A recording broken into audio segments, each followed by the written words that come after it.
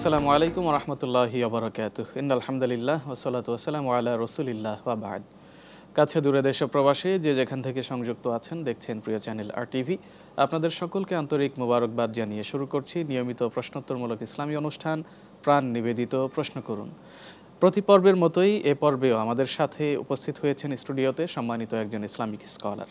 আমরা এ পর্বে পরিচিত হব জনপ্রিয় ইসলামী মিডিয়া ব্যক্তিত্ব শায়েখ হাফেজ মাওলানা লুৎফর রহমান সাহেবের সাথে, চেয়ারম্যান বাংলাদেশ ইমাম সমিতি। আসসালামু আলাইকুম ওয়া রাহমাতুল্লাহি ওয়া বারাকাতুহু। ওয়ালাইকুম আসসালাম ওয়া রাহমাতুল্লাহি ওয়া বারাকাতুহু। কেমন আছেন আপনি? আলহামদুলিল্লাহ রাব্বিল আলামিন, ভালো আছি। আপনি কেমন আছেন? আলহামদুলিল্লাহ, আল্লাহ তাআলা ভালো রেখেছেন। আপনাকে আন্তরিক মোবারকবাদ আমাদের স্টুডিওতে আজকে গুরুত্বপূর্ণ সময় দেওয়ার জন্য। জাযাকাল্লাহু খাইরান, ধন্যবাদ।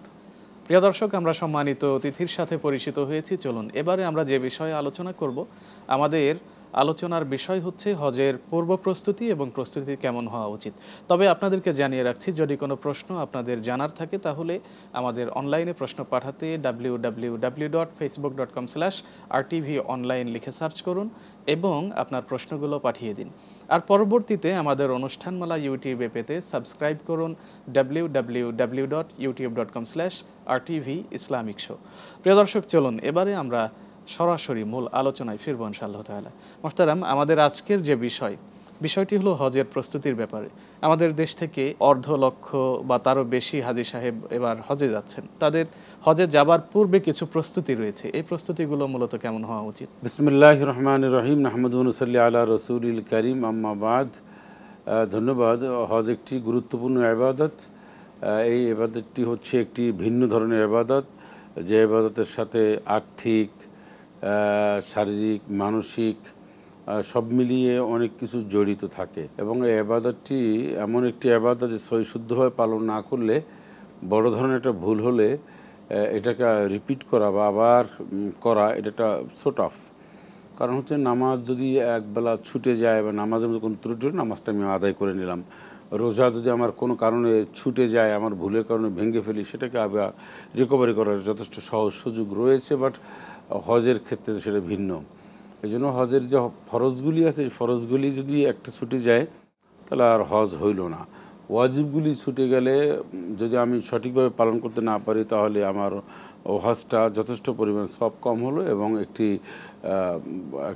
ঘাটতি হলো হজের মধ্যে। হজ করার জন্য একটি পূর্ব প্রস্তুতি আমাদের চাই। হজ হচ্ছে একটি ফরজ ইবাদত, ইসলামের 5টি স্তম্ভের মধ্যে অন্যতম একটি ইবাদত, অন্যতম একটি স্তম্ভ। তো এই হজটা এত সুন্দরভাবে এবং নিখুঁতভাবে এবং সহিশুদ্ধভাবে, স্বতঃস্ফূর্তভাবে, সজীবভাবে যেভাবে আদায় করা উচিত সে ব্যাপারে আমাদের কিন্তু অনেকের ওয়াকিবহাল নেই। অনেকে মনে করে এটি গতানুগতিক ইবাদত। হজ এটা জীবনে একবার ফরজ। আল্লাহ পাক বলছেন, ওয়ালিল্লাহি আলান নাসি হিজ্জুল বাইতি মান ইসতাতাআ ইলাইহি সাবিলা। যাদের সাধ্য রয়েছে, আল্লাহ রাব্বুল আলামিন বলছেন শারীরিক, মানসিক, আর্থিক, তারা হজে যাবে তাদের সাধ্য থাকে। এবং এই হজ জীবনে একবারে ফরজ আল্লাহ রাব্বুল আলামিন করেছেন, এরপর যতবার করবে সেটা নফলে পরিণত হবে। এখন হজের পূর্ব প্রস্তুতি 1 নম্বর হচ্ছে মানসিকভাবে তাকে একটা প্রস্তুতি নেওয়া, মানসিক শক্তি সঞ্চয় করা। হজে যাব, ওখানকার পরিবেশ, কষ্ট, পরিশ্রম, থাকা, খাওয়া, আবহাওয়া সব কিছু আমার দেশের চেয়ে একটা প্রতিকূল অবস্থায় আমি বলা যেতে পারি, একটা ভিন্ন ধরনের পাবো। সেক্ষেত্রে আপনার মানসিক আমাদের একটা প্রস্তুতি থাকা চাই, মানসিক শক্তি সঞ্চয় হওয়া চাই। আরেকটি হচ্ছে শারীরিক একটা শক্তি বৃদ্ধি করা বা শারীরিকভাবে এমনভাবে চলাফেরা করা যে আমি হজে যাব, এখন আমার কার্যক্রম, পরিধি সব কিছু একটা নিয়ন্ত্রণের মধ্যে রাখা উচিত। খাদ্য সামগ্রী, এক্সারসাইজ সব কিছুর নিয়ন্ত্রণের মধ্যে না থাকলে, আমি এখন হজে যাব, অনেকে ডায়াবেটিস আছে, প্রেশার আছে, এখন দাওয়াত খেয়ে একেবারে বড় ধরনের একটা হুলস্থুল করে ফেললো। মানুষ হজে যাবে, দাওয়াত করলো, গরু গোস্ত খাইলো, মানে যা ইচ্ছে তাই খেলো, প্রেশার বেড়ে গেল, ডায়াবেটিস বেড়ে গেল। এটা কিন্তু একটা খেয়াল রাখা উচিত। তারপরে তার ঘুম, তার রেস্ট, এগুলো একটা ডিসিপ্লিনের মধ্যে থাকা উচিত। যেহেতু একটি বড় ধরনের ইবাদতবন্দি করতে যাবে, তাহলে মানসিক এবং শারীরিক একটা বড় ধরনের প্রস্তুতি তার থাকা চাই পরিকল্পিতভাবে। আরেকটি হচ্ছে আর্থিক প্রস্তুতি। তো আমরা নেওয়া রয়েছে, টাকা পয়সা অলরেডি রান দেওয়া কমপ্লিট। এরপরও বাড়ির বাজারঘাট বা বাড়ির নিরাপত্তা, যা ব্যবসা প্রতিষ্ঠান যা কিছু রয়েছে, এটা একটা সেটেলমেন্টে যাওয়া সাময়িকের জন্য, যাতে করে আমি চলে যাওয়ার পরে কারো কোনো কষ্ট না হয়। আমি চলে যাওয়ার পরে আমার পরিবারের কষ্ট হলো নানান ধরনের, তারপর আমার ব্যবসা বাণিজ্য মিল ইন্ডাস্ট্রি যা রয়েছে সেখানে নানান ধরনের সমস্যা রইলো, আর আমি গিয়ে একটা হজ করে আসলাম। এই হজে কোনো মূল্য নেই। তাদের আমি বোনাস দিলাম না, বেতন দিলাম না, টিউটারের বেতন দিলাম না, ড্রাইভারের বেতন নাই, কিচ্ছু নেই, বোনাস নেই, আমি হুট করে একটা হজ চলে গেলাম আর তারা এখানে বসে আফসোস করতে লাগলো। এগুলি চলবে না, এগুলি কিন্তু হজের প্রস্তুতি না। অর্থাৎ সব প্রস্তুতি আপনাকে সম্পূর্ণ যেতে রাখতে হবে। হজে যাওয়ার জন্য অনেকেই চান, কিন্তু অনেকের আছে হজে যেতে চান, সামর্থ্য নাই, তারা কোনো আমল করতে পারেন কিনা যার জন্য আল্লাহ তাদের কবুল করবেন হজে যাওয়ার? বড় আমল হচ্ছে আল্লাহর কাছে বলা, আল্লাহ তাআলা আমি আপনার ঘরটা দেখতে চাই, আল্লাহ মুওয়াফিক লানা জিয়ারাতান বাইতিকাল হারাম ওয়া জিয়ারাতি রাউদান নবিকে মুহাম্মদ সাল্লাল্লাহু আলাইহি ওয়াসাল্লাম। আল্লাহ তাআলা আপনি আপনার ঘরটা জিয়ারত করার তৌফিক দেন এবং নবী করিম সাল্লাল্লাহু আলাইহি ওয়াসাল্লামের রওজা মোবারকে আমি গিয়ে সালাম দেওয়ার আপনি তৌফিক এনায়েত করুন এবং বেশি করে দুরূদ শরীফ পড়া নবীর শানে, কারণ মদিনায় যাওয়ার সুযোগ পাইলে তো মক্কায় যাওয়া যাবে। সেজন্য আল্লাহর কাছে আকুতি বিনতি এটা জানানো, এটা হচ্ছে একটা সবচেয়ে বড় আমল। এবং সে আস্তে আস্তে করে টাকা পয়সা কিছু কিছু করে সঞ্চয় করবে, অন্তত হজে যাবে, নাহলে উমরায় যাবে ইনশাল্লাহ। ওই জায়গাটা যাওয়ার জন্য কেউ একাগ্র চিত্তে কায়ম অনুবাক্যে আল্লাহর কাছে দোয়া করেন, তাহলে আল্লাহ রাব্বুল আলামিন নিশ্চয়ই সে বান্দার কথা শুনবেন। জি মোহতারাম, পরবর্তী বিষয় হচ্ছে যে আমাদের সমাজে অনেকেরই আছে অর্থবিত্ত আছে, কিন্তু তারা মনে করেন বা জিজ্ঞাসা করলে বলে থাকেন যে হজ ফরজ হয়নি। তো মূলত জানার বিষয় হচ্ছে কাদের উপরে হজ ফরজ? কিছু সংখ্যক মানুষ আছে তাদের উপরও হজ, অনেক টাকা পয়সার মালিক, কোটি কোটি টাকা পয়সার মালিক, কিন্তু তাদের উপরও হজও ফরজ হয়নি এমনভাবে বলে, জাকাতও ফরজ হয়নি, উল্টো তাদেরকে আরও দিলে তারা খুব প্রশান্তি লাভ করে। এরা কারা? এরা হচ্ছে তারা জীবনে America, Japan, German, middle east, তারপরে ইউরোপ কান্ট্রি অনেক দেশে গেছে, মাসে 2 মাস 3 মাস পর পরে সিঙ্গাপুর কিন্তু যায়, থাইল্যান্ড যায়, কিন্তু বাইতুল্লাহ শরীফ যাওয়ার ওনার কিন্তু ফরজ হয়নি, টাকা জটিনি বা হজ ফরজ হয়নি, উমরা অজীব হয়নি। এটা হচ্ছে মনের ইচ্ছার উপর নির্ভর করে। পাসপোর্ট কয়েকবার চেঞ্জ করেছে, ইউরোপ কান্ট্রির ভিসা, আফ্রিকান দেশসমূহের, মিডল ইস্টের ভিসা সব আছে, কিন্তু বাইতুল্লাহ শরীফ যাওয়ার মতন ইয়া হয় না। আর একটা ওজোর পেশ করে কি জানেন, কয়েকটা ওজোর পেশ করে। একটা ওজোর পেশ করে অনেকে যে আমি সরকারি চাকরি করি, রিটায়ার্ড হলে আমি যাব ওই পেনশনের টাকা দিয়া। তা পেনশনের টাকা কেন জিজ্ঞাসা করলে বলে এই টাকাটা তো হালাল। তাহলে সারা জীবন যে বেতন পেয়েছেন এটা হারাম। তা বেতন যদি হারাম হয় তাহলে যে কার্যক্রম করলে বেতন হারাম হয় ওইটি কার্যক্রমে পেনশনও কিন্তু হারাম, এটা মনে রাখতে হবে।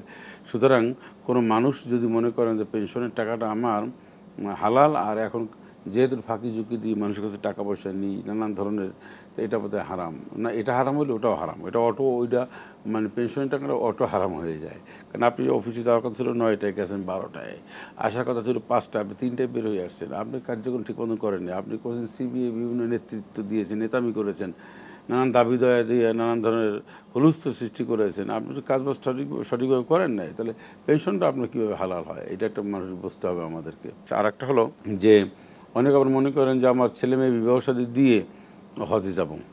আচ্ছা, ছেলে মেয়ে বিবাহ শাদীর সাথে আর এই হজের সম্পর্কটা কি আমি নিজেও জানি না। হজ যখনই ফরজ হবে, ফরজ হচ্ছে একজন মানুষ বাইতুল্লাহ শরীফে যাওয়া আসা যে খরচ, এই খরচ তার মজুদ রয়েছে দিনাপনা সব বাদে, এবং এই অনুপস্থিত সময়ে তার পারিবারিক টাকা পয়সা বাজারঘাট সব দেওয়ার মতন অ্যাবিলিটি আছে, এই সব মিলিয়ে এই ব্যক্তির উপরে হজ হচ্ছে ফরজ একটি ইবাদত। এখন এখান থেকে আপনি যতই গড়িমসি করেন আর হাইট রাখেন আর যতই আপনি প্রতারণা আশ্রয় নেন যে আমার একটা ঋণ আছে, এই আছে সেই আছে, কিন্তু আপনি খুব ভালো চলছেন, লক্ষ লক্ষ টাকা মাসে ব্যয় করছেন, বছরে বহু টাকা আপনি ওয়েস্টেজ করতেছেন, কিন্তু আপনি হজের কথা বললে, উমরার কথা বললে আপনি পিছপা হন, এটা কপাল পোড়া। মোহতারাম, খুবই গুরুত্বপূর্ণভাবে আপনার প্রশ্নটির উত্তর পেয়েছি। আমরা পরবর্তী প্রশ্নে যাব, তবে তার পূর্বে একটা বিরতি নিতে চাই। প্রিয় দর্শক, আপনারা দেখছেন প্রাণ নিবেদিত প্রশ্ন করুন অনুষ্ঠান প্রিয় চ্যানেল আর টিভির পর্দায়। আমরা এবারে ছোট্ট একটি বিরতিতে যাচ্ছি।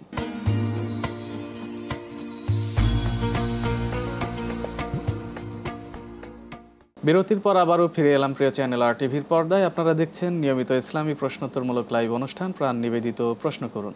আমাদের সাথে আছেন শায়েখ হাফিজ মাওলানা লুৎফর রহমান সাহেব। যে মোহতারাম, অনলাইনে আমাদের অনেকগুলো প্রশ্ন আছে, তার মধ্যে হজ বিষয়ক গুরুত্বপূর্ণ প্রশ্ন হলো, একজন ব্যক্তির কাছে সাংসারিক প্রয়োজন মিটিয়ে এতটুকু পরিমাণ অর্থ আছে যেটা দিয়ে তিনি হজ সম্পন্ন করে দেশে ফিরে আসতে পারবেন, কিন্তু দেশে ফিরে আসার পরে তার কাছে আর কোনো সহায় সম্বল থাকে না যে তিনি জীবন পরিচালনা করবেন, এক্ষেত্রে তার করণীয় কি? তিনি কি হজ না, করবেন নাকি? তার উপর হজ ফরজ হয়নি, তার উপর বড় জাকাত ফরজ হয়েছে। জাকাতটা সঠিকভাবে দিলে আরও টাকা আর একটু কমে আসবে। আপনার মূল ধন, মূল পুঁজি, এইটা যদি আপনি ব্যয় করে ফেলেন হজের পিছনে, তাহলে হজের আগে পরে আপনি কী করবেন বা হজের পরে কী করবেন? এই জন্য মূল পুঁজি যেটা, মূল ইনভেস্ট, মাদার ইনভেস্ট, এটা আপনার অক্ষুণ্ণ থাকবে, এইটা আপনার ইনভেস্ট আছে। এটাকে বাদ দিয়ে আপনার যে টাকা পয়সা যা আছে এডিশনাল, এইখান থেকে হজে যাওয়া আসার মতন।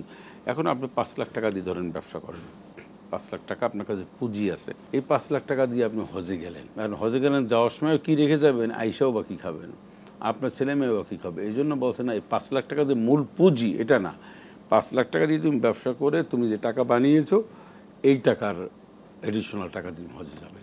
জি মোহতারাম, আমাদের কাছে অনেকগুলো প্রশ্ন এসেছে। প্রশ্নটি যদিও হজ প্রসঙ্গের সাথে সামঞ্জস্যপূর্ণ নয়, তবে বর্তমান সময়ের আলোকে খুবই গুরুত্বপূর্ণ এবং চমৎকার প্রশ্ন। প্রশ্নটি হলো, কেউ যদি রাসূলুল্লাহ সাল্লাল্লাহু আলাইহি ওয়াসাল্লামকে গালি দেয়, তাহলে আমরা যারা মুসলমান রয়েছি আমাদের করণীয় কি? মান সাব্বা নাবিয়ান ফাকতুলুহু, যে রসুলকে, নবীদেরকে গালি দেবেন তার বিচার হচ্ছে হত্যা, তাকে মেরে ফেলো। কারণ আল্লাহ পাক এটাকে খুব কঠিন ভাষায় নিন্দা জানিয়েছেন, তীব্র নিন্দা জানিয়েছেন।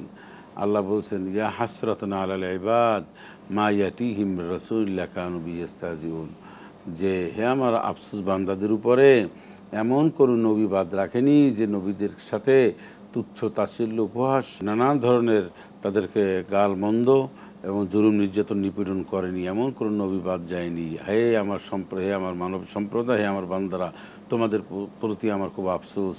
ওয়ালাকাদ ইসতুহজিয়া বিরুসুলিম মিন ক্বাবলিকা ফাহাকা বিল্লাযীনা সাখিরু মিনহুম মা কানু ইস্তাহজিউন। এখানেও বলা হয়েছে যে নবীদের সাথে তুচ্ছ তাচ্ছিল্য, তাদের সাথে ঠাট্টা বিদ্রুপ করা হয়েছে। তো এই ঠাট্টা বিদ্রুপ নবী রসুলের কাফিররা করেছে। ওই সময় কাফিরদের সংখ্যা বেশি ছিল, মুসলমানদের সংখ্যা খুব কম ছিল। এখন আলহামদুলিল্লাহ মুসলমানদের সংখ্যাই বেশি। আমাদের নবীকে কেউ যদি কোনো কটূক্তি করে, গালমন্দ দেয়, তাহলে এই জন্যই আমরা ব্লাসফেমি একটি আইন আছে, সেই আইনটি চালু করার, সেই আইনটি বাস্তবায়ন করার জন্য বারবার দাবি জানাই যে কারো ধর্মের প্রতি কেউ আঘাত আনলে সেটা তার বিচার হতে হবে, ন্যায় বিচার। এখন সম্প্রতি আমরা দেখতে পাই আমাদের দেশে এরকম মাঝে মাঝে নবীকে নানান ধরনের কটূক্তিমূলক কথাবার্তা বলে। এইটা আসলে আগে জানতে হবে যে এই পরিবেশ পরিস্থিতিতে কেন এই কথাগুলি বললো, এটা কি কোনো ষড়যন্ত্র উদ্দেশ্যপ্রণোদিতভাবে কিনা? আমাদের কাছে তো তাই মনে হয়। দেশে একটা পরিবেশ অরাজকতা পরিস্থিতি অস্থিতিশীল করার জন্য এবং একটা ঘোলাটে পরিবেশ সৃষ্টি করার জন্য নানান ধরনের নবীকে, আল্লাহকে, মসজিদ মাদ্রাসা, মন্দির টন্দির এইগুলো নিয়ে ভাঙচুর, তছনছ, আগুন, লুট, তারা নানান ধরনের কাজ চলবে। কিন্তু আপামর জনসাধারণ যারা রয়েছেন তাদেরকে সুস্থ মস্তিষ্কে এগুলি ভাবতে হবে। কারণ দেশের পরিবেশ পরিস্থিতির উপরে আমাদের কঠিন খেয়াল রাখতে হবে, নজর রাখতে হবে, যাতে করে কোনো দুর্বৃত্ত এই পরিবেশ পরিস্থিতি যেন ঘোলাটে না করতে পারে এবং সেই সুযোগ যাতে না পায়, এটা আমাদের খেয়াল রাখতে হবে। অর্থাৎ আরও একটি গুরুত্বপূর্ণ প্রশ্ন এসেছে, যদিও এটি ছোট্ট প্রশ্ন, কিন্তু এর উত্তরটা একটু লম্বা হবে আশা করছি। কিন্তু আমরা এই লম্বা উত্তরটিকেই একটু সংক্ষিপ্ত করে আপনার কাছে জানতে চাই। একজন মানুষ এহরাম পড়লেন হজের উদ্দেশ্যে এবং হজ শেষ করা পর্যন্ত এই যে দীর্ঘ 5 দিন 6 দিন সময়, এই সময়টাতে স্টেপ বাই স্টেপ তিনি কি কি কাজ করবেন একটু সংক্ষিপ্তভাবে জানতে চাই। ধন্যবাদ আপনাকে। এই এহরাম বাঁধা একটি ফরজ ইবাদত হজের জন্য। হজের মধ্যে 3টি ফরজ, একটি হচ্ছে এহরাম বাঁধা, আরেকটি হচ্ছে বাইতুল্লাহ শরীফ জিয়ারত করা, 9 জিলহজ আরাফাতের ময়দানে বা উকুফে আরাফা, আরাফাতের ময়দানে অবস্থান করা। আমি একটু বলতে চাই যে এহরাম বাঁধাটা এটা কি, এটা ডেফিনেশনটা কি? এটা একটা সাদা কাপড় পরলেই কিন্তু এহরাম বাঁধা হয় না। কাপড় পরবে, হজ বা ওমরার জন্য নিয়ত করবে, একই সাথে তালবিয়া পাঠ করবে। 3টে জিনিসের সমন্বয়। আপনার তালবিয়া পাঠ করতে হবে। তালবিয়া হচ্ছে লাব্বাইক আল্লাহুম্মা লাব্বাইক, লাব্বাইক লা শারীকা লাক লাব্বাইক, ইন্নাল হামদা ওয়ান নি'মাতা লাকা ওয়াল মুলক লা শারীকা লাক। এটা পড়তে হবে। এটা হচ্ছে প্রথম 2 রাকাত নামাজ পড়বে। নামাজ পড়ে আপনার ইহরামের কাপড়টা আগেও পড়তে পারে, তখনও পড়তে পারে। পড়ে আল্লাহর কাছে একটু দোয়া করবে, আল্লাহ তাআলা আমি হজ বা ওমরার জন্য আমি ইহরাম বাঁধলাম, আমি নিয়ত করলাম, আপনি আমার হজ কবুল করুন বা ওমরা কবুল করুন এবং সহজ করে দিন। এইটা সাথে সাথে লাব্বাইক আল্লাহুম্মা লাব্বাইক 3 বার পড়বে। এই কিন্তু আপনি ইহরাম বাঁধা হয়ে গেলেন। এখন আপনার অনেক স্বাভাবিক জিনিস, হালাল জিনিস, এটা আপনার জন্য হারাম হয়েছে। স্ত্রীর সাথে একান্তে অন্য কথাবার্তা বলা, কোনো মানুষের খোঁজ গল্প করা, মানুষকে ধমক দেওয়া, বকাঝকা দেওয়া, ফালা রাফাসা ওয়ালা ফুসুক ওয়ালা জিদালা ফিল হাজ্জে, এই ইহরাম বাঁধার পরে আপনি আর ঝগড়াঝাটি তর্ক বিতর্ক আর করতে পারবেন না। আচ্ছা, এই এখন আপনি ইহরাম বাঁধলেন, ইহরাম বেঁধে আপনি কোথায় আছেন? ধরুন আপনি এখান থেকে মক্কায় গেলেন অথবা যা করলেন। আমি ইহরাম বাঁধার একটা জাস্ট হজের আগের দিন থেকে বলি, 8 তারিখ জহুরের নামাজ মিনায় পড়তে হবে ইহরাম বেঁধে। এখন এর আগে কিছু কার্যক্রম রয়েছে, নিশ্চয়ই মুআল্লিম যারা আছেন তারা গাইড দেবেন। আপনি কি করলেন? ইহরাম বেঁধে তওয়াফ টওয়াফ করে ওমরা নিয়ত করে আপনি ইহরাম বেঁধে 8ই জিলহজ, এখন কিন্তু মানে আরবি মাস চলবে এই হজের, কিন্তু পুরোটা কার্যক্রম আরবি মাস অনুযায়ী, আরবি মাসের সাথে আরবি মাস 8ই জিলহজ আপনি জহুর পড়লেন কোথায়? মিনায়। জহুর পড়লেন, আসর পড়লেন, মাগরিব পড়লেন, এশা পড়লেন, ফজরের নামাজ পড়বেন 9ই জিলহজ। ফজর পড়েই আপনি চলে যাবেন কোথায়? আরাফাতের ময়দানে চলে যাবেন। এই 5 ওয়াক্ত নামাজ ওখানে পড়া হচ্ছে সুন্নাহ। এখন এখানে যদি কেউ না পড়তে পারে তো একটা সুন্নাহ মিস হবে, কারণ এখন লোকজনের গ্যাদারিং বেশি এবং অসংখ্য মানুষ এখন ফজরের সময় আর অপেক্ষা না করে এশার নামাজ পড়েই কিন্তু আরাফাতের দিকে রওনা দেয়। এটা জায়েজ রয়েছে। অসংখ্য মানুষ, এত মানুষের ভিড়, তাঁবু খুঁজে পাওয়া এটাই জায়েজ এখন বর্তমানে। এরা ওলামায়ে কেরাম এটা জায়েজ বলেছেন যে এই একটা সুন্নাহর জন্য বড় বিপদ হওয়ার সম্ভাবনা থাকে, এই জন্য আগের থেকে চলে যায়। আরাফাতের ময়দানে গিয়ে আপনি অবস্থান করলেন। আরাফাতের ময়দানে যেতে হবে একদম সূর্য ঢোলার থেকে শুরু করে সূর্যাস্ত পর্যন্ত আপনার ওকুফ আরাফা, ওই সময় থাকতে হবে। একজন মানুষ আরাফাতের ময়দানে 9-10টার সময় গেল, গিয়ে আবার বের হয়ে আসলো, তার হজ হবে না। আমাদের কাছে যে প্রশ্নগুলো এসেছিল তার মধ্য থেকে পরবর্তী প্রশ্ন হচ্ছে, অনেক সময় ফ্যামিলি সহ হজে বা উমরায় যাওয়া হয়, ফ্যামিলি সহ যদি কেউ হজে যান সেক্ষেত্রে তারা একই সাথে থাকতে পারবেন কিনা? না, কেন পারবে না? Why not? আপনি ফ্যামিলির সাথে একা থাকতে পারবেন। এহরাম বাঁধা অবস্থায় সে শুধুমাত্র একজন স্বামী অথবা স্ত্রী, তারা দুজন এমন কোনো কথাবার্তা বা এমন লাইনে আগাইতে পারবেন না যে লাইনে প্রেম প্রীতি ভালোবাসা এইটা গড়াইয়া অন্যত্র চলে যেতে পারে, এইরকম লাইনে যাওয়া যাবে না। কিন্তু এমন কোনো ওনার লাইনে হাঁটবেন না যে লাইনে উত্তেজিত হওয়ার সম্ভাবনা থাকে, এই লাইনটা ছাড়া আর সব কিছু জায়েজ রয়েছে এহরাম বাঁধা অবস্থায়। একটা জিনিস মনে রাখি, অনেকের এই ধারণা থাকতে পারে যে আমরা হজে গেছি, এখন স্বামী স্ত্রী আমরা একান্তে কেমনে থাকি বা একান্তে আমাদের ইন্টারনাল কাজগুলি বা এই সেই না। এহরাম বাঁধা যদি না থাকে, নর্মাল যখন ওনারা থাকেন বা মক্কায় থাকুন, মদিনায় থাকুন, যেখানেই থাকুক না কেন, এই বিশেষ করে মক্কা মদিনায়, এইখানে কিন্তু ওনারা স্বাভাবিক আচরণ করতে পারবেন, যা ওনাদের হায়েস অনুযায়ী। মুহতারাম, অনেক সময় আমরা যেটা দেখে থাকি যে হজ বা উমরার ক্ষেত্রে ছেলেরা ছেলেদের সাথে আলাদা রুমে থাকে এবং মেয়েরা মেয়েদের সাথে আলাদা রুমে থাকে। তো এই ক্ষেত্রে অনেকে এটাকে বাধ্যতামূলক মনে করেন, এটা আসলে বাধ্যতামূলক কিনা? না, বাধ্যতামূলক না। এটা হলো যে আপনার মুআল্লিম যারা নেন ওনাদের সুবিধার্থে, কারণ একটা ফ্যামিলিকে 4 জনের চিট, সেখানে 3জন আছেন, এইটা তো অতিরিক্ত একজনের টাকা দেবেন, এখানে তো এক্সপেন্সিভের একটা ব্যবসা বলা আছে, এই কিন্তু বাধ্যতামূলক না। ওনারা কেউ যদি মনে চান যে আমি আমার ফ্যামিলি টাকা পয়সা দিয়ে আমি একই রুমে থাকবো, তাহলে থাকতে পারেন। মুহতারাম, আমরা জানলাম যে স্বামী স্ত্রী চাইলে একত্রেও তিনি হজ বা উমরার সফর করতে পারবেন, কিন্তু দেখা যাচ্ছে যে যখন তাওয়াফ করার সময় আসে, সাফা মারওয়া সাই করা, এরপর তাঁবুগুলোতে যাওয়া, আরাফায় অবস্থান, এই সমস্ত ক্ষেত্রে স্বামী স্ত্রী কি একই সাথে করতে পারবেন কিনা? কেন পারবে না?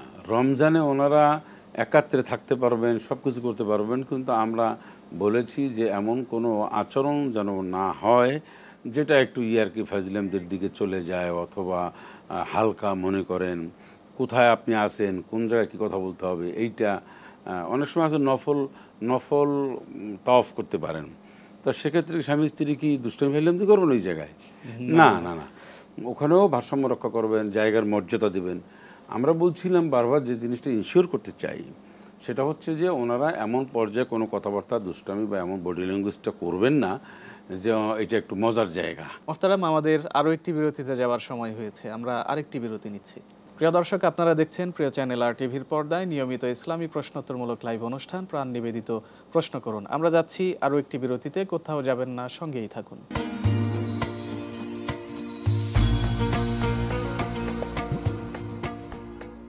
বিরতির পর আবারও ফিরে এলাম প্রিয় চ্যানেল আর টিভির পর্দায়। আপনারা দেখছেন প্রাণ নিবেদিত বিশেষ ইসলামী প্রশ্নোত্তরমূলক অনুষ্ঠান প্রশ্ন করুন। আমাদের সাথে আছেন সম্মানিত আলোচক শায়েখ হাফিজ মাওলানা লুৎফুর রহমান সাহেব। পরবর্তী প্রশ্ন হচ্ছে, মা বোনদেরকে প্রতি মাসেই কিছুটা সময় আল্লাহ রাব্বুল আলামিন রুখসত দিয়েছেন, ইবাদত বন্দেগী থেকে। তো যখন হজের সময় আসে তখন কি মা বোনেরা মেডিসিন গ্রহণ করে এই সময়টাতে ফ্রি থাকতে পারবেন কিনা এবং হজ আদায় করতে পারবেন কিনা? আচ্ছা, প্রথমত হচ্ছে এটা হচ্ছে আল্লাহর দান।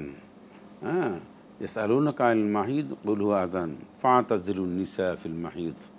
এই আয়াতের মধ্যে স্পষ্ট যে এটা হচ্ছে আল্লাহ পাকের দান, এটা আল্লাহর অনুগ্রহ বা আল্লাহর একটা ইচ্ছা। এই সময় যেন স্বামী তার উপরে কোনো কষ্ট বা বোঝা না চাপিয়ে দেয়। যাই হোক, তিনি এই সময় অসুস্থ বাট এবং অপবিত্র, কিন্তু ওই অপবিত্র না। এই আমি সেই ব্যাখ্যায় গেলাম না, কিন্তু বিষয়টা হচ্ছে যে মেডিসিন খেয়ে ওনার মিন্স পিরিয়ডটা উনি আটকিয়ে রাখবেন, বন্ধ করে রাখবেন। প্রথমত হচ্ছে এটা ঠিক না। এটা আল্লাহ পাক এটা এটা ইসলাম সম্মত যে এক পরিপূর্ণ ইসলাম আপনাকে অনুমতি দিয়েছে তা না। আপনি এটা খুব বেশি প্রয়োজন নয়, কারণ আপনার জন্য তো অনেক অপশন খালি রয়েছে। সেটা হচ্ছে ওখানে গেলে যদি আপনার এই পিরিয়ড হয় তাহলে বলা হয়েছে যে বাইতুল্লাহ শরীফ উনি জিয়ারত করবেন না, ওখানে ঢুকবেন না। আর মিনা, মুজদালিফা, আরাফাতে সব জায়গায় যাবেন, সব ঠিক আছে। বাইতুল্লাহ শরীফ যদি জিয়ারত ওনার উপর যখন ফরজ হয়, তখন যদি এর আগে যদি এই মিন্স পিরিয়ড হয়, তাহলে মিন্স পিরিয়ড শেষ হলে বাইতুল্লাহ শরীফ উনি জিয়ারত করে হজটা কমপ্লিট করবেন, ফরজটা। আর যদি ওনার এর পরবর্তীতে হয় তাহলে কোনো সমস্যা নেই। মূল বিষয়টা হলো মিন্স পিরিয়ডের সময় বাইতুল্লাহতে ঢুকতে পারবেন না, বাইতুল্লাহ জিয়ারত করতে পারবেন না, তওয়াফ করতে পারবেন না, আর সব কিছুই করতে পারবেন। আর উনি যখন পুতু পবিত্র হবেন তখন এই কাজগুলি, পূর্বের কাজগুলি করে নেবেন। আর মিন্স পিরিয়ডের সময় আপনার এটা ওষুধ খাওয়াইয়া, এটা ওলামায়ে কেরামরা নিরুৎসাহিত করেছেন। তবে কেউ কেউ বলেছেন যে এটা যদি পারেন তাহলে ওটা এমন কোনো বড় ধরনের গুনাহের কাজ না যে এটা করা যাবে না। তবে আল্লাহর দেওয়া একটা স্বাভাবিক নিয়মকে প্রতিবন্ধকতা সৃষ্টি করা এটা বান্দার জন্য ঠিক না। উচিত না। কিন্তু এই ঠিক না আবার এইটাই নয় যেটা কবিরা গুনাহ, তাও না। জি, মোহতারাম, আমরা সুন্দরভাবে উত্তরটি পেয়ে গেলাম। গুরুত্বপূর্ণ প্রশ্ন হচ্ছে যে কোনো মানুষ যদি বাধ্য হয়ে ঘুষ প্রদান করে তাহলে সে গুনাহের শামিল হবে কিনা? বাধ্য হইয়া ঘুষ প্রদান করবে, দেখতে হবে ম্যাটারটা কি, বিষয়টা কি, কোন বিষয়ের উপরে ঘুষ। এখন ওনার অনেক কাজ আছে, এখন একটা কাজ দরকার লাভবান হওয়ার জন্য, লভ্যাংশ বা একটা অ্যাডিশনাল কাজের জন্য ঘুষ দিলেন। এইটা না, নিজের একটা এমন প্রয়োজন যে প্রয়োজনের সাথে নিজের অস্তিত্ব অথবা নিজের অনেক কিছু ভালো মন্দ জড়িত, বিপদ বালা মুসিবতের মতন জড়িত, তাহলে সেটা দেখতে হবে। এখন তো ঘুষ কিছু কিছু ক্ষেত্রে তো দিবে, যদি এটা ইসলামী রাষ্ট্র না, মুসলমানদের এই সহি শুদ্ধ এটা দেশ না। তো ইসলামী দেশ না হওয়ার কারণে আমাদের অনেক সময় এই সমস্ত কাজের সাথে বা মানে অনিচ্ছা সত্ত্বেও জড়িত হতে হয়। কিন্তু সেটা দেখতে হবে যে কাজটা কোন ধরনের, কোন মাপের। এই কাজটি করলে কি আমার কতটা ক্ষতি। যেমন অনেকে বলছেন যে চাকরির ক্ষেত্রে, চাকরি আপনি ফার্স্ট হয়েছেন, এখন আপনি হয়তো কিছু টাকা না দিলে আপনাকে চাকরি, আপনি ফার্স্ট হয়েছেন বাট আপনাকে চাকরিটা দেবে না। দেবে কাকে? যে থার্ড হয়েছে, ফোর্থ হয়েছে, সে টাকা দিয়ে নিচ্ছে। তো ওলামায়ে কেরামরা বলছেন যে এইখানে আপনার যদি আপনি ওই অযোগ্য লোক আসে তাহলে সে তো আরও ক্ষতিগ্রস্ত করবে, ইসলামের ক্ষতিগ্রস্ত করতে পারে। তা আপনি যদি মনে করেন যে আপনার যোগ্যতাকে টিকিয়ে আপনার উপর জুলুম করা হয়েছে, আপনি মাজলুম, এই টাকাটা না দিলে আপনার জীবনের বড় ধরনের ক্ষতি হবে, সেই সমস্ত কিছু কিছু ক্ষেত্রে ওলামায়ে কেরামরা বলছেন যে নিরুপায় হয়ে কাজটি করবে, ঘৃণার সাথে, অবজ্ঞার সাথে, কিন্তু আনন্দ চিত্তে এই সমস্ত কাজ করবে না। জি মোহতারাম, আমরা সুন্দরভাবে উত্তর জানলাম। পরবর্তী প্রশ্ন হচ্ছে যারা হজে যাবেন, হজ যাদের উপরে ফরজ হয়েছে, ফরজ হওয়ার পরে সম্পূর্ণ যে কার্যক্রমগুলো করা দরকার ছিল সবই করেছেন, কিন্তু হজের ফ্লাইটের আগে তিনি ইন্তেকাল করেছেন। এখন তার পক্ষ থেকে কি কাউকে হজ করাতে হবে নাকি না করা হলেও চলবে? হজের সমস্ত কার্যক্রম কি উনি শেষ করেছেন? অর্থাৎ ফ্লাইটের আগে আগে ইন্তেকাল করেছেন, টাকা জমা দেওয়া, নিবন্ধন ও করা হজে যেতে সব পারেননি। সম্পন্ন করেছেন, কিন্তু যাওয়ার আগে মারা গিয়ে। একজন মানুষ হজের জন্য সমস্ত তার প্রিপারেশন ছিল, তার পরিস্থিতি সম্পন্ন, বাইতুল্লাহ যাবেন, ফ্লাইটের তারিখ এর আগে ইন্তেকাল করেছেন। এখন সেই ব্যক্তি যাবেন কিনা? হ্যাঁ, সেই ব্যক্তির উপরে তো হজ ফরজ হয়ে থাকে, উনি যেতে পারেননি, তাহলে ওনার এই যে টাকা পয়সা যত সবটা মারি যাবে না। গভর্নমেন্ট হোক আর নন গভর্নমেন্টে হোক, বেশ কিছু টাকা উনি হয়তো রিটার্ন পাবেন। তা সেক্ষেত্রে ওনার যদি তৌফিক থাকে, সম্পদ থাকে, এই সম্পদ দিয়ে পাঠানো যদি সম্ভব হয় তাহলে পাঠাবে। আর যদি ওনার সম্পদ এরকম না থাকে যে উনি ঋণ বা আরও অন্য আদার্স দেওয়ার পরে ওইরকম হজে যাওয়ার মতন প্রিপারেশন আরেকজনকে পাঠাবে, সেই টাকা ওনার নাই, তাহলে আর সেটা দেবে না। আর যদি থাকে টাকা পয়সা, মালিক কিন্তু মারা গেছে, কিন্তু অনেক টাকা পয়সা আছে, হজ যেতে পারে না, তাহলে ওনার সে ফরজ হজটা ছেলে মেয়ে যারা আছে ওনারা আদায় করে নেবে। মোহতারাম, পরবর্তী প্রশ্ন হলো বদলি হজের ব্যাপারে। বদলি হজ যারা করেন তাদের কি নিজের হজ করা থাকতে হবে এমন কোনো বাধ্যবাধকতা আছে, নাকি যে কেউ বদলি হজ করতে পারবেন? যে কেউ বদলি হজ করতে পারবে, তবে বদলি হজ যিনি করবেন তার যদি হজটা ফরজ হয়ে থাকে তাহলে উনি আদায় করে নেবেন। কিন্তু আমাদের সমাজে অনেকে মনে করেন যে হজ ফরজ হয়নি, তো তাকে আত্মীয় স্বজন বা একজন আলেম, মসজিদের ইমাম, তাকে দিয়ে হজ করাবেন। তো এখন কয় হুজুর আপনি তো আগে হজ করেননি, তো ওনার উপর তো হজ ফরজ হয়নি, ফরজ করবে কেমনি? আপনি পাঠাবেন, তাই উনি হজ করে আসবে, অসুবিধা কোথায়? আপনার একজন আত্মীয়, আপনার টাকা আছে, পয়সা আছে, আপনি হজে পাঠান, সমস্যা নেই তো কোনো, জায়েজ আছে, বদলি হজ এটা জায়েজ আছে। তবে কোনো মানুষের উপরে হজ ফরজ হয়েছে বাট উনি হজ করেন না, ওনাকে দিয়ে বদলি হজ করানো যাবে না। এই জন্য যাবে না যে ওনার নিজের হজটা ফরজ হয়েছে, এটাই তো করে না। তো যার উপর হজ ফরজ হয়নি অত হজ করেছেন এমন মানুষকে দিয়ে আপনি বদলি হজ করাতে পারবেন। জি মোহতারাম, অনেকগুলো প্রশ্নের উত্তর আপনার থেকে সাবলীলভাবে আমরা জেনে নিলাম।